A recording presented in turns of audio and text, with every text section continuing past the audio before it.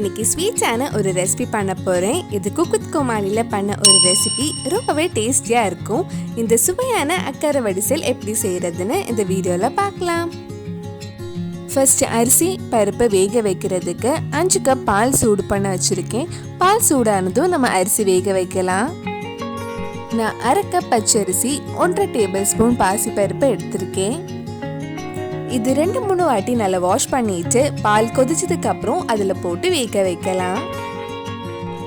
அடி பிடிக்காம இருக்கிறதுக்கு நடுவில் கொஞ்சம் கிண்டி விட்டுக்கோங்க. சர்க்கரை பொங்கல் செய்யும் போது அரிசி வேக வைக்கிறதுக்கு தண்ணியும் பாலும் 2 எடுப்பாங்க. ஆனால் இந்த அக்கரை வடிசலுக்கு தனிக்க பாலில் தான் அரிசி வேக வைப்பாங்க. உங்களுக்கு சீக்கிரம் ரெடி பண்ணணும்னா இது குக்கரில் கூட வேக வைக்கலாம். ஆனால் இந்த மாதிரி பால் சுண்ட சுண்ட வேக வச்சாதான் இன்னும் ரொம்ப டேஸ்டாக இருக்கும். அரிசி வேகிற டைமில் நம்ம கொஞ்சம் சர்க்கரை உருக்கலாம். நான் 1 கப் கிட்ட சர்க்கரை எடுத்திருக்கேன். அதில் கொஞ்சமாக தண்ணி ஊற்றி உருக்கலாம். உங்களுக்கு எவ்வளோ இனிப்பு வேணுமோ அதுக்கேற்ற மாதிரி சர்க்கரை எடுத்துக்கோங்க. இந்த மாதிரி சர்க்கரை நல்லா உருகுனதுக்கப்புறம் நம்ம இதை ஆற வச்சிடலாம்.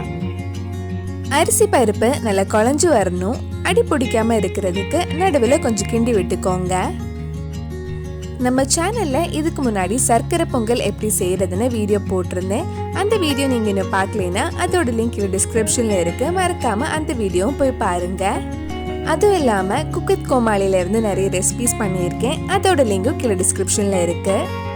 இந்த மாதிரி அரிசி பருப்பு நல்லா குழஞ்சதுக்கு அப்புறம் இதில் கலருக்காக கொஞ்சம் குங்குமப்பூவும் 1/2 டீஸ்பூன் ஏலக்காய் பொடியும் ஆட் பண்ணி நல்லா மிக்ஸ் பண்ணலாம்.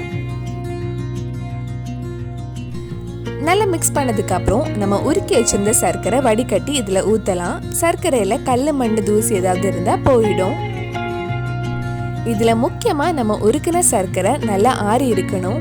சூடாக ஊற்றினா சில டைம் பால் பிரிஞ்சு போயிடும். நான் வெள்ளை சர்க்கரை யூஸ் பண்ணியிருக்கனால கலர் அவ்வளவா இருக்காது. நல்ல கிண்ணதுக்கு அப்புறம் இதில் நெய் ஆட் பண்ண போகிறேன். நான் 2 டேபிள் ஸ்பூன் கிட்ட நெய் ஆட் பண்ணியிருக்கேன். இதில் நிறைய நெய் ஆட் பண்ணாதான் டேஸ்ட்டும் ரொம்ப நல்லா இருக்கும். மறுபடியும் ஒரு வாட்டி மிக்ஸ் பண்ணதுக்கு அப்புறம் நம்ம கொஞ்சம் கேஷ்நட்ஸ் நெய்யில் ஃப்ரை பண்ணி ஆட் பண்ணலாம். ஒரு சின்ன பேனில் 2 டேபிள் ஸ்பூன் கிட்ட நெய் எடுத்திருக்கேன். நெய் சூடானதும் நம்ம கொஞ்சம் கேஷ்நட்ஸ் ஃப்ரை பண்ணி போடலாம். கேஷ்நட்ஸ் நல்ல பொன்னிறம் ஆகிற வரைக்கும் ஃப்ரை பண்ணலாம்.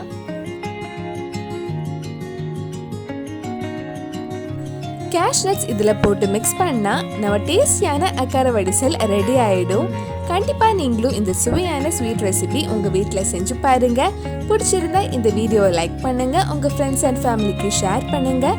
வேறு என்னெல்லாம் குக் வித் கோமாளி ரெசிபி நம்ம சேனலில் ட்ரை பண்ணலான்னு கீழே கமெண்ட் பாக்ஸில் சொல்லுங்கள். நீங்கள் இன்னும் என்னோட சேனலை சப்ஸ்கிரைப் பண்ணலைன்னா மறக்காமல் சேனலையும் சப்ஸ்கிரைப் பண்ணுங்கள். கூடவே அந்த பெல் ஐக்கனையும் ப்ரெஸ் பண்ணால் நான் புது வீடியோ போட்ட உடனே உங்கள் ஃபோனுக்கு நோட்டிஃபிகேஷன் வந்துடும்.